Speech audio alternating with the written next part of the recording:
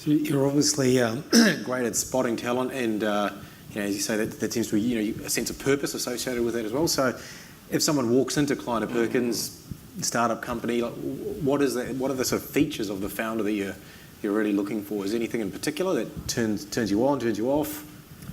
Yeah, you can ask a really simple question when somebody walks in the office to get a sense of who they are, which is, why are they doing what they're doing? Not what they're doing, not how they're doing it, not what the exit is, but why did they choose to do that thing? I've had kids come in all the time basically trying to sell me the next advertising platform. And I look at them and go, do you like advertising? Why are you doing this company? Well, it's where the money is, Well, that's great, but that's not where my heart is. So telling me where the money is isn't going to get my investment. Right? And again, I have to apologize. That's because I live in a place with abundant riches of opportunity.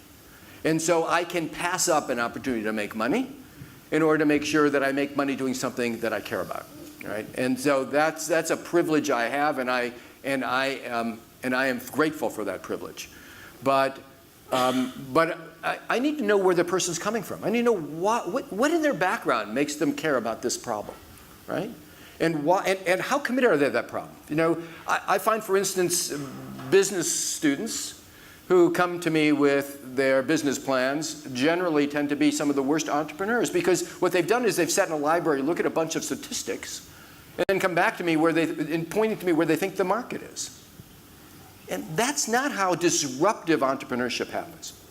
Disruptive entrepreneurship happens because nobody can spot it, because it's not clear in a bunch of data, and because somebody has a vision and a tenacity to go after that market, and who's willing to persevere even when the balance sheet looks negative. And it will, right? Every time you invest, you're investing to get into problems with somebody, because the next day, that's what you've got.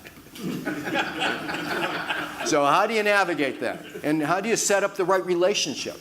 I think Justin yesterday talked about just a great scenario about how we think about high potential leaders. I deal with a whole bunch of people who are dysfunctional. And that dysfunction is precious, right?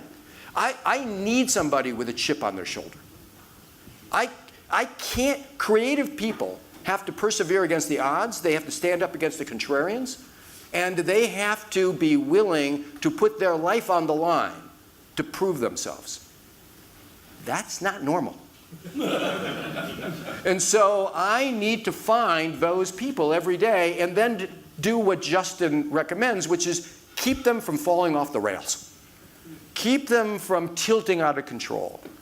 Help them to turn their weaknesses into strengths and not let them get carried to the extreme where they damage the opportunity or the organization.